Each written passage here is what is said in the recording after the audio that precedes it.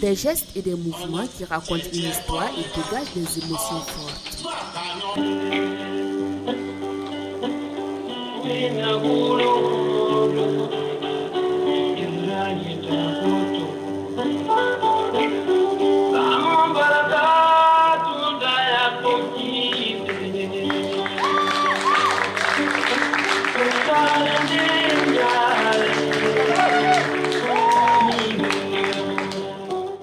Des performances extraordinaires qui appellent concentration et équilibre.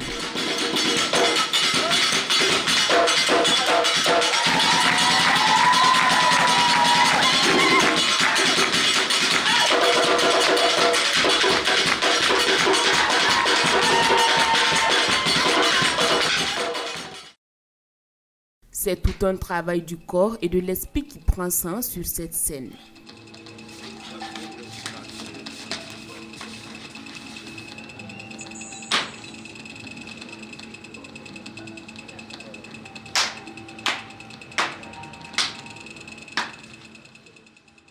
Ici, le Burkina et le Nigeria ne font qu'un. Loki Profi et Mustapha Kaboré relatent à travers leur présentation intitulée Europe l'histoire de deux frères migrants engagés dans un voyage difficile de l'Afrique vers l'Europe à la recherche d'une vie meilleure. Mais la mort de l'un des frères au cours de cette périlleuse aventure plonge l'autre dans le désespoir, le chagrin et la haine envers tout le reste du monde.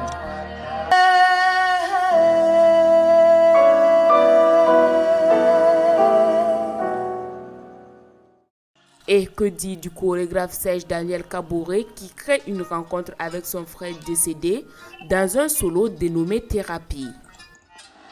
Salut frangin. Tu as zappé mon anniversaire l'année passée. C'est une pièce que j'ai créée avec l'aide d'un grand frère qui est metteur en scène, dramaturge, Noël Miningou. Et c'est une pièce dans laquelle je fais une rencontre avec mon petit frère qui n'est plus de ce monde. Et un appel aussi à toutes ces personnes de ne pas oublier ceux qui sont partis et de tenir à les rencontrer, quel que ce soit en pensée, en parole ou dans tous les actes que nous posons.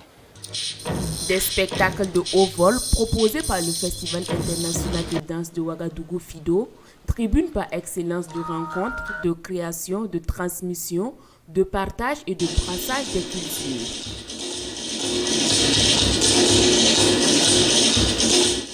Il y a des festivals de danse déjà qui existent avec dialogue de corps. Donc un festival de plus pour la danse, c'est pas de trop, il en faut encore d'autres pour qu'on puisse s'exprimer avec la danse, qu'on puisse montrer ce que nous avons. Et nous sommes un pays riche en danse, nous sommes un peu le carrefour de la danse quand même. Opportunité de rencontre entre les artistes pour de futurs partenariats, le FIDO constitue également un cadre convivial très prisé des amoureux de la danse. Bon, c'était un très beau spectacle, en fait c'est ma première fois ici, donc voilà, c'était très bien, j'ai beaucoup apprécié. C'était extraordinaire en fait. Tribune de promotion et de valorisation de toutes les formes de danse du monde, le FIDO créé en 2013 par la chorégraphe Irène Tassambero promeut également la découverte de nouveaux talents.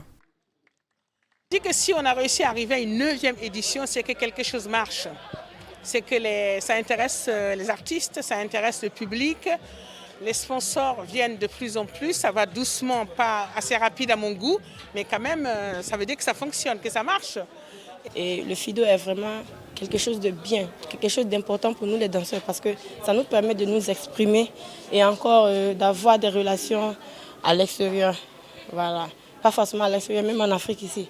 Voilà. Donc ça nous avantage encore plus et ça met notre art en valeur. Plus de 20 compagnies internationales prennent part à la réflexion de la présente édition axée sur la privation des libertés.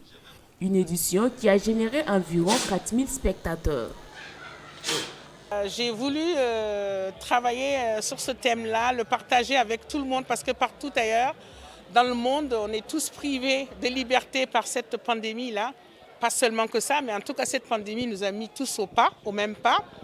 Et il y a plein d'artistes d'ailleurs qui ne peuvent plus s'exprimer, qui ne peuvent plus montrer leur art, qui ne travaillent plus. Et nous, encore en Afrique, nous avons encore la possibilité de pouvoir tenir un festival.